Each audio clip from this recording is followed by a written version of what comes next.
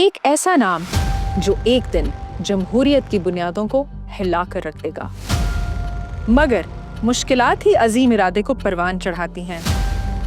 وہ شخص جس نے دیوتاؤں اور سلطنتوں کو للکارا تھا، اس کے سب سے وفادار ساتھیوں نے اس پر وار کیا۔ 3 افراد جو روم کی تقدیر کا فیصلہ کریں گے۔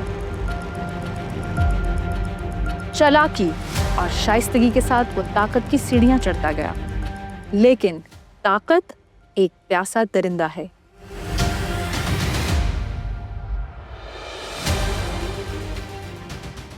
سال ہے 100 قبل از مسیح۔ روم کے دل میں دیوتاؤں کے قہر کے نیچے ایک بچہ پیدا ہوتا ہے جس کا نام ہے گائیس جولیس سیزر۔ ایک ایسا نام جو ایک دن جمہوریت کی بنیادوں کو ہلا کر رکھ دے گا۔ بچپن سے ہی قسمت نے اسے منتخب کر لیا تھا۔ وہ روم جو اسے ملا تھا طاقت کا شہر تھا، لیکن کرپشن کا گڑھ بھی۔ کسی کو کیا خبر تھی کہ یہ بچہ ایک دن سب کچھ بدل دے گا۔ ایک معزز خاندان میں پیدا ہونے کے باوجود سیزر کو عظمت کی تربیت دی گئی، لیکن تقدیر نے آزمائشیں بھی رکھی تھیں۔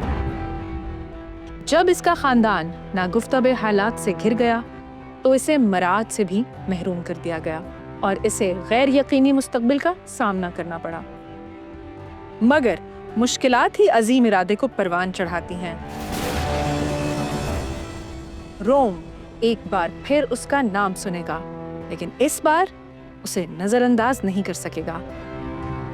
محض 25 سال کی عمر میں سیزر کو سمندر میں موت کا سامنا کرنا پڑا، مگر زنجیروں میں بھی وہ عزت کا مطالبہ کرتا رہا۔ اس کے اغواکاروں نے اسے مذاق سمجھا، مگر جلد ہی انہیں اس کی باتوں میں وزن محسوس ہوا، اور اب جب وہ واپس آیا تو وہ قیدی نہیں بلکہ قاتل بن کر آیا۔ روم ایک بے قابو درندہ تھا۔ اس کا سینٹ تقسیم شدہ اور لوگ بے چین تھے۔ سیزر ہی وہ شخص تھا جو اسے قابو میں لانے والا تھا۔ چالاکی اور شائستگی کے ساتھ وہ طاقت کی سیڑھیاں چڑھتا گیا۔ اتحادی بنائے، سیاست کے پیچیدہ جال میں مہارت حاصل کی۔ اس نے پومپے اور کرسس کے ساتھ پہلا ٹرائنگولر الائنس بنایا۔ 3 افراد جو روم کی تقدیر کا فیصلہ کریں گے، لیکن طاقت ایک پیاسا درندہ ہے، اور روم میں دوستی ہمیشہ ایک کمزور دھاگے پر ٹکی رہتی ہے۔ ایک لمحہ جو تاریخ کا دھارا موڑ سکتا تھا۔ جب سیزر نے روبیکون عبور کیا تو اس نے جمہوریت کے نازک توازن کو توڑ دیا۔ اب روم پر ایک سینٹ کی نہیں بلکہ صرف ایک شخص کی مرضی چلے گی۔ اس کے بعد جنگ تیز اور فیصلہ کن تھی۔ پومپے فرار ہو گیا، سینٹ کمزور ہو گئی، اور سیزر ایک فاتح کی حیثیت سے کھڑا تھا، روم کا حکمران۔ لیکن طاقت کی ایک قیمت ہوتی ہے۔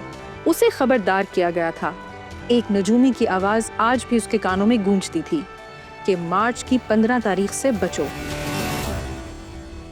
مگر وہ شخص جس نے دیوتاؤں اور سلطنتوں کو للکارا تھا، دھوکہ دہی اور سازشوں سے بچ نہ سکا۔ وہی جمہوریت جسے وہ قابو میں رکھنا چاہتا تھا، اس کے خلاف ہو گئی، اور اس کے سب سے وفادار ساتھیوں نے اس پر وار کیا۔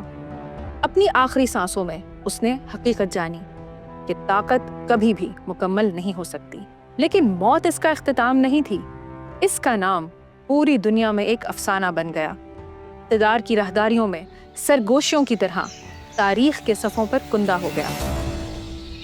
روم کبھی پہلے جیسا نہ رہا۔